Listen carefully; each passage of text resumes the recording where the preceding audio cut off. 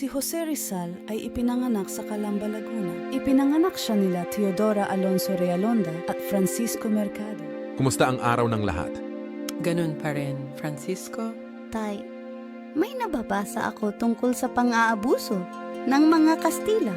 Kailangan tumindig ako sa kaapihan na aming natamasa. Ang mga ideyang ito ng nasyonalismo at kalayaan sumasalamin sa akin. Ang katotohanan ay mabubunyag sa pamamagitan ng aking mga salita. Hindi na tayo maaaring manahimik pa. Dapat marinig ang ating boses. Ito lang ba ang daan para sa pagbabago? Salamat, Rizal, sa pagturo sa amin ng landas tungo sa kalayaan.